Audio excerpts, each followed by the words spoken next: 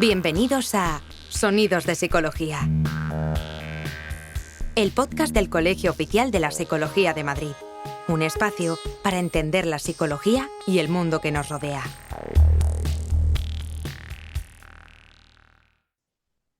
Muy buenos días, bienvenidos a un nuevo programa de Sonidos de Psicología, bienvenidos al podcast del Colegio Oficial de la Psicología de Madrid. Yo soy Julio y hoy tengo la suerte de contar con nosotros con Sara Fernández, psicóloga del Centro de Rehabilitación Laboral de Tetuán y miembro del Grupo de Trabajo de Intervención Psicosocial en Salud Mental aquí, en el Colegio Oficial de la Psicología de Madrid. Hola, Sara. Hola, buenos días. Hoy este programa se va a emitir el 24 de mayo, Día Mundial de la Esquizofrenia, que es un día orientado a concienciar sobre esta enfermedad mental, este trastorno mental, y para abordar un poco los mitos que la rodean, mejorar la información y el acceso a tratamientos para las personas que lo padecen y para los cuidadores. Entonces, quizá la primera pregunta que tendríamos contigo, Sara, es ¿cómo lo describirías, cómo escribirías tú este problema, la esquizofrenia, de una manera más accesible para todo el mundo? Bueno, pues yo creo que lo principal es que es un trastorno de salud mental que afecta a cómo la persona piensa, siente y percibe la realidad. Ujú. Y bueno, pues ya teniendo en cuenta esto, por no entrar mucho en criterios diagnósticos, lo que sí que tenemos que diferenciar es síntomas positivos y síntomas Ujú. negativos. Te corto un segundo aquí, porque por ir empezando ya a abordarlo, ¿no? Al final, cuando, o por lo menos dentro de esas cosas luego sí os abordaremos, que son los mitos que hay, se considera la esquizofrenia, ¿no? Como solamente la parte de psicosis o lo que llamaríamos dentro de los trastornos psicóticos, ¿no? Alucinaciones, delirios, manías persecutorias, pero en realidad esos son los síntomas no menores en cuanto a importancia, pero no generalmente los que más veces se dan ni mayor impacto tienen en la vida, sino que son lo que se venía a llamar sintomatología negativa, ¿no? Efectivamente, era justo lo que quería comentar, que esta parte como de sintomatología positiva quizás la que tengamos más presente, incluso las personas de a pie, que no Mm, tenemos mucha información a nivel clínico, pero tenemos que tener muy en cuenta esa sintomatología negativa, que es la que impacta mucho más en el funcionamiento de la persona y la que requiere incluso de centrar mucho más el apoyo terapéutico. Pues estaríamos hablando de dificultades para sentir placer, que es lo que ujú. llamaríamos como anedonia, dificultades para tomar decisiones, dificultades de energía incluso para iniciar ciertas actividades en nuestro día a día. Es verdad que esta sintomatología muchas veces también se relaciona con sintomatología depresiva, que no es Ujú. exactamente lo mismo, pero bueno, la gente de a pie lo podría conocer como sintomatología depresiva. Al final, uno de los principales abordajes que se realiza y sobre todo que entendemos que realizáis desde el Centro de Rehabilitación Laboral es los desafíos que tenéis en el diagnóstico temprano y en la intervención temprana, porque claro, si solo se habla de los síntomas negativos, pues puede parecer que en la detección llega tarde, ¿no? Porque, pues como tú dices, ¿no? Una anedonia, una falta de toma de decisiones, poca lucha de placer y puede ser mal diagnosticado o mal abordado desde el inicio. ¿Ese es el principal desafío o hay algunos otros? Claro, pues es que creo que otro gran desafío, incluso para la persona que lo está experimentando, es la toma de conciencia. ¿Por qué? Ujú, Porque como hemos visto que hay esta distorsión de la realidad, en sí mismo el diagnóstico implica una dificultad para tomar conciencia ujú. en la enfermedad. Entonces, claro, creo que ese es el principal reto para la persona. Luego está esta parte, efectivamente, de que se detecta menos la sintomatología negativa. Lo que al final nos hace más detectar un diagnóstico es esa sintomatología positiva, lo que conocemos como un brote psicótico. Y luego también el acceso a los recursos de salud mental. Esta parte también es importante. Por ejemplo, los recursos como en el que trabajo yo son recursos para enfermedad mental grave y duradera. Por lo tanto, ahí ya no estamos hablando de atención temprana. Claro. Estamos hablando ya de un transcurso de enfermedad a lo mejor de 5 a 7 años. Ujú. Entonces, claro, para la atención temprana es verdad que hay menos unidades de apoyo. Sería más desde el centro de salud mental, pero Ámbito que sí, hospitalario o atención primaria. hospitalario de atención primaria, efectivamente.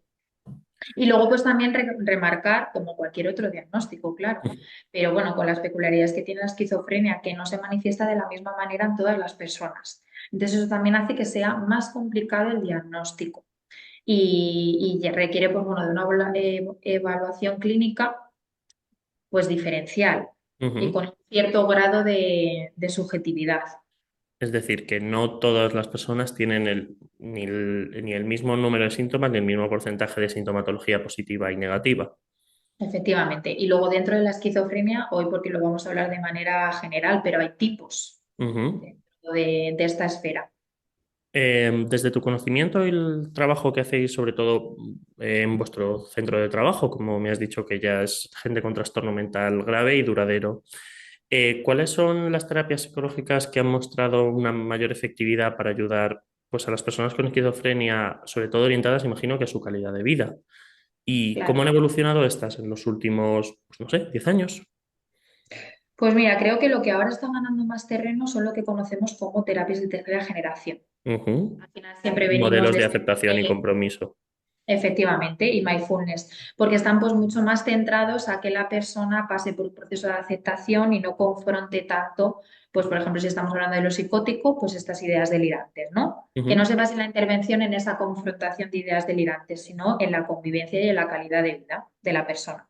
Creo que también los grupos de apoyo mutuo Ujú. pues están ganando también mucha evidencia y eficacia porque reducen el aislamiento de estas personas y también como que aumentan el sentido de pertenencia, ¿no? Pues al final pues es un entorno en el que puedes compartir tus experiencias, se validan tus emociones y además te sientes identificado con el otro, ¿no? Porque dentro de que cada uno lo experimenta de una manera diferente, pues pueden ser semejantes esas experiencias. Entonces, pues creo que eso también fomenta el empoderamiento, la autoestima y bueno, pues son estrategias también que creo que a día de hoy tienen bastante relevancia.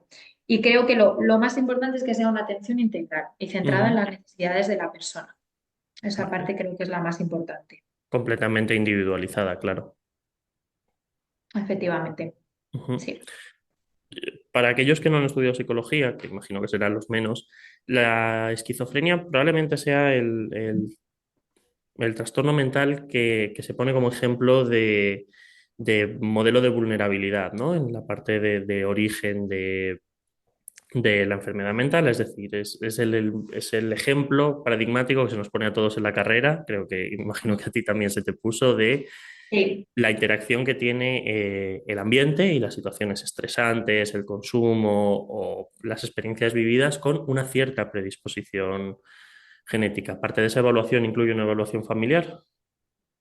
Sí, sí, sí, por supuesto. Porque como tú bien has dicho, estarías hablando del modelo teórico de vulnerabilidad y estrés. Entonces, Ujú. efectivamente, la vulnerabilidad lo que nos dice es la predisposición que tiene la persona. Ahí entraría incluso la parte genética o incluso una parte adquirida. Pues si la persona tiene antecedentes familiares, por ejemplo, pues Ujú. tendría un porcentaje genético. Y si ha sufrido un daño cerebral, por ejemplo, pues también tendría como esta parte adquirida. Y luego la parte del estrés es efectivamente esa interacción entre factores sociales, factores ambientales y psicológicos.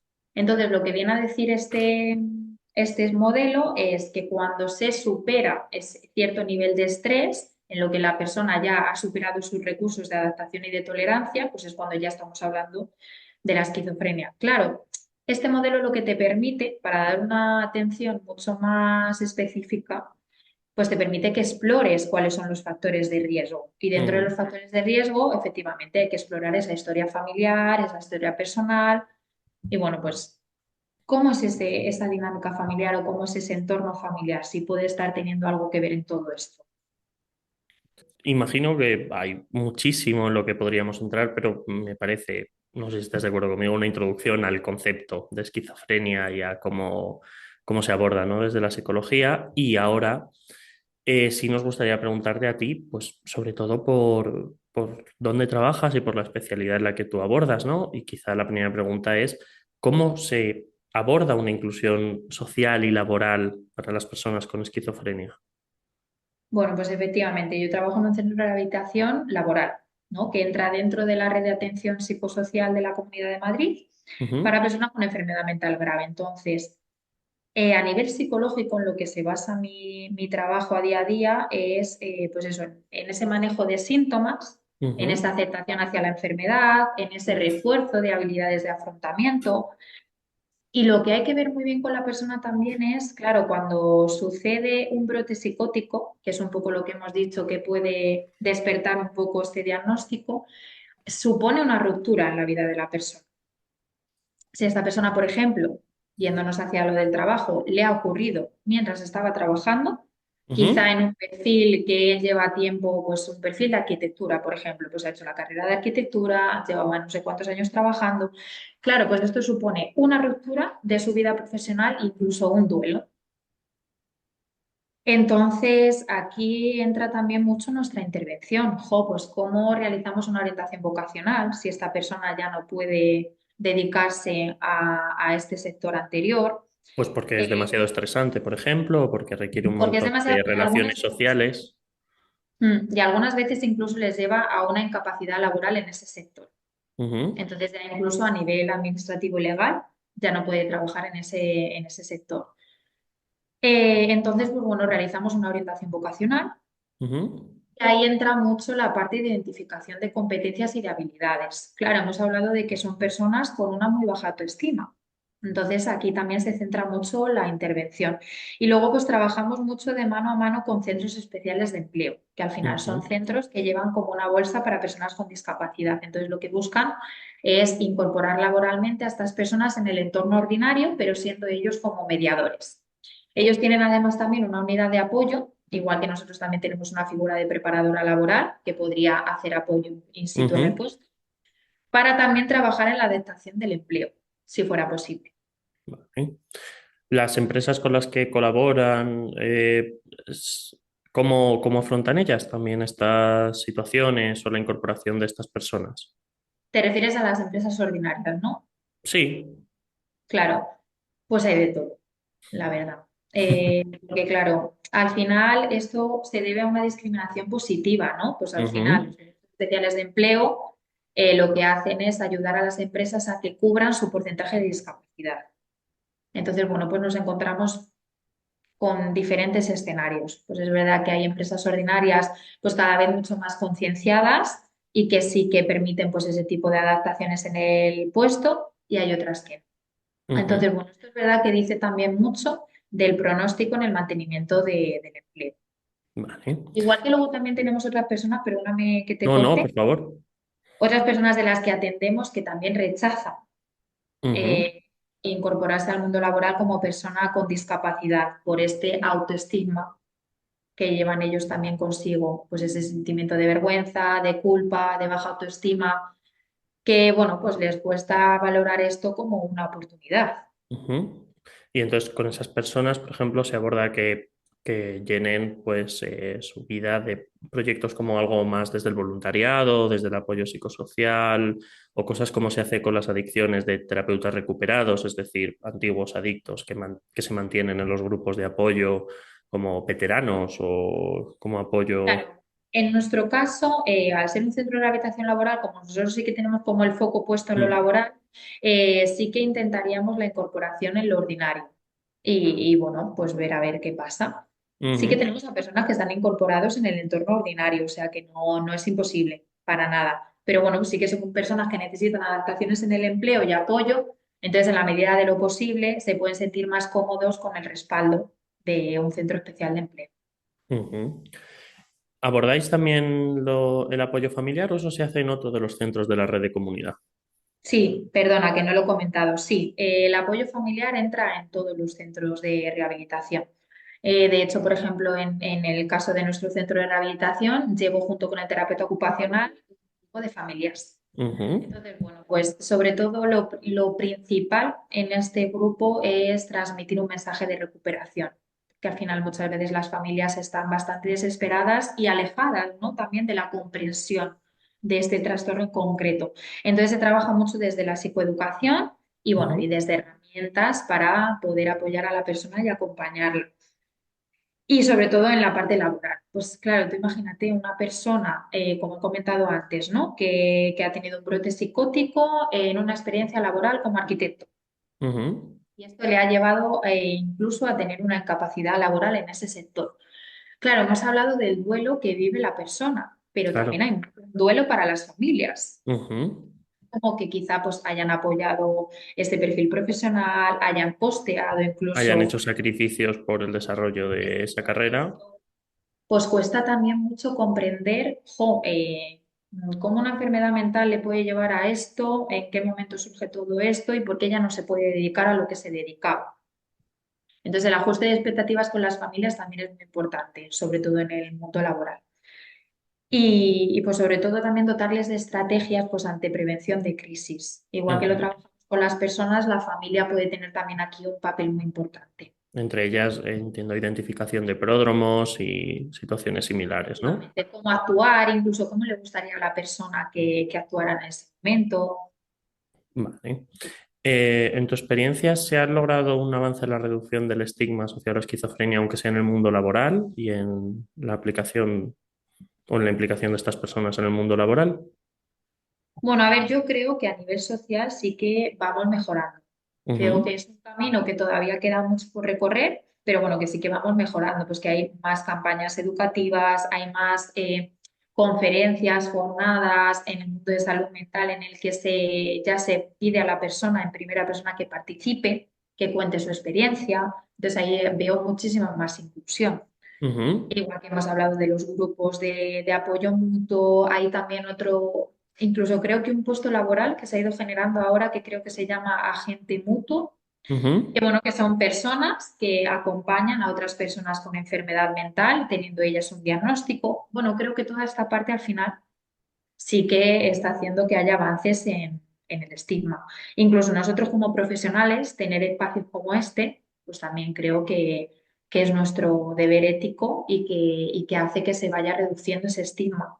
El lenguaje también lo veo algo muy importante, el cómo nos dirigimos Ujú. a las personas con un diagnóstico de esquizofrenia. Pues claro, no es lo mismo llamar a una persona esquizofrénica, que al final lo que estás dando a entender es que el diagnóstico define a la Sí, muy persona, esencialista.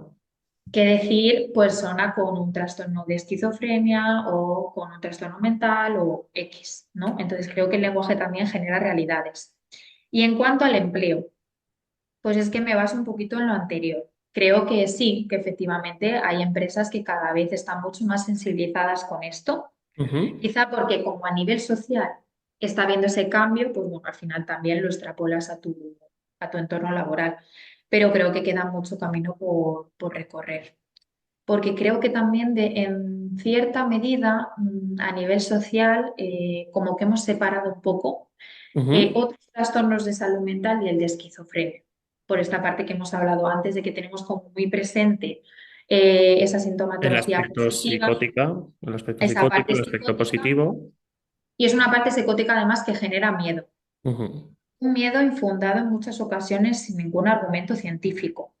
Las El mito es las estadísticas lo que dicen es que las personas con esquizofrenia son víctimas, no victimarios, principalmente. efectivamente, pues uno de los mitos que no ha salido todavía, pero es en relación a lo que tú comentas, pues el de que son personas violentas y agresivas. Bueno, pues al final no se ha demostrado científicamente que la violencia o la agresividad tenga que ver con el diagnóstico de esquizofrenia, sino Ujú, quizá con otros factores o incluso con un rasgo de personalidad. ujú.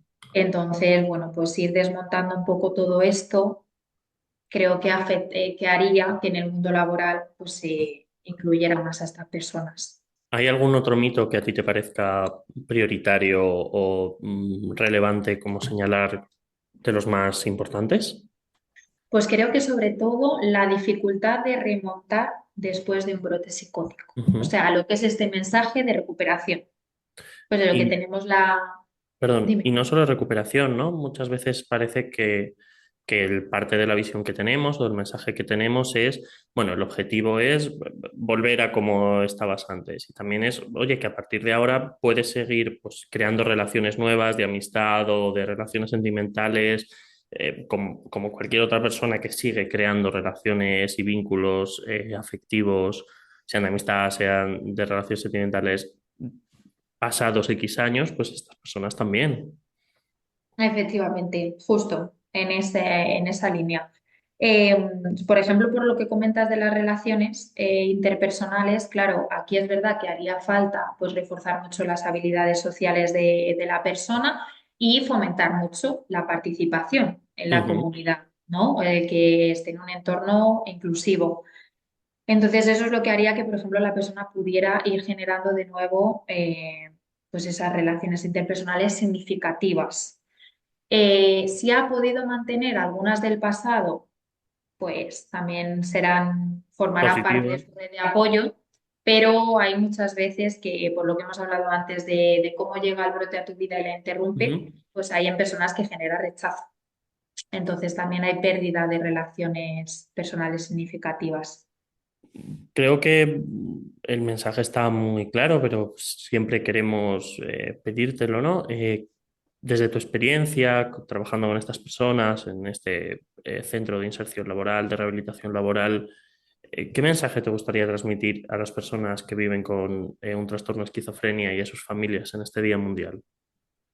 Bueno, lo que me gustaría es devolverles sobre todo que el problema de salud mental es un problema social, porque creo que muchas veces es lo que he comentado antes, ¿no? Como que Ujú, damos una etiqueta, ponemos un diagnóstico, que es necesario poner un diagnóstico para poder hacer una atención especializada, pero hay veces también que lo que conlleva ese diagnóstico es que la persona se sienta responsable o culpable de contraer esa enfermedad, como si fuera pues, pillado un virus ujú. y que ya solo esté en su mano poder lograr una mejora de su calidad de vida o del funcionamiento.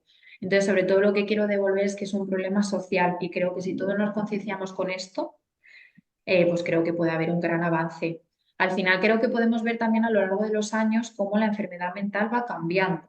Ujú, Es decir, pues por ejemplo, se ha acentuado, esto no tiene que ver con este tema, pero para que veamos un ejemplo, se ha acentuado los diagnósticos de trastorno de conducta alimentaria.